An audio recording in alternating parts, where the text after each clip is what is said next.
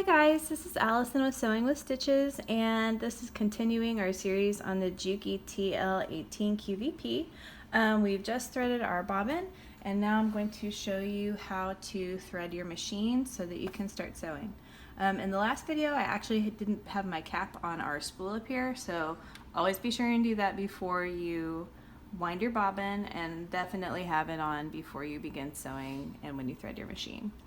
So, going to our bobbin, first what we're going to do to thread our machine is we're going to come down here to the bobbin case, and it just lifts out right here. I'm going to pull it open. So setting the bobbin in your case, the thread is going to come off this way. We're going to set it right in there.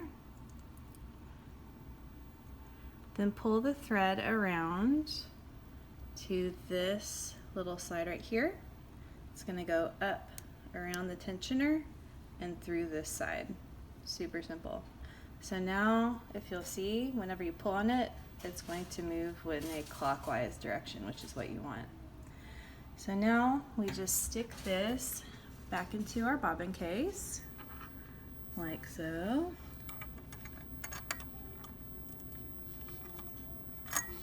And I have it on the wrong side. Here we go.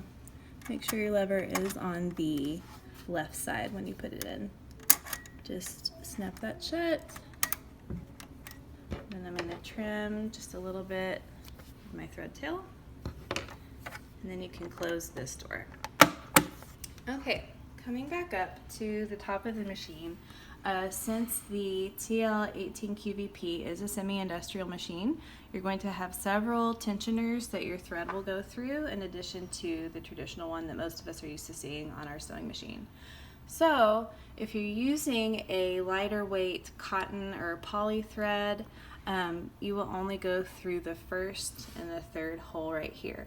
If you're using like a metallic thread or a top stitching thread that's a heavier weight, you will want to thread through all three holes. But for your standard quilting weight or garment weight thread, you can just go through two. So what we're going to do is we're going to go down through this first hole, come up, go down again, like this. Then we're just going to go over this first tension guide right here. We're going to come down, around, and up through here so that your thread is grabbed by this little tension rod. And you will go back down under this hook, through this guide, up, through here. And you're going to go straight back down again, passing again through this guide.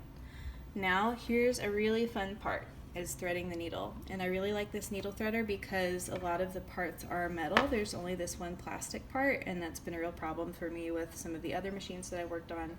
The self threaders just weren't sturdy. This one is super sturdy. One other thing to keep in mind about the way that this needle is positioned is that the eye is not facing toward you. It's facing to the side, and this is one thing that I had to learn with this machine. I'm not sure if that's something that's common among all industrial machines or just Juki, but that's the situation with this one. So if you're looking for the eye on the side that faces you, it's not going to be there. It's going to be on the side. So that's why your self threader is oriented this way, kind of facing you, as opposed to over here on the left side. So totally normal. I was a little scared when I opened the package and I thought, what's wrong? But nothing was wrong. So to get the thread in, you want to make sure that your presser foot is in the down position. If it were up like this, of course your threader would not catch the eye of the needle down here. So you want your presser foot down.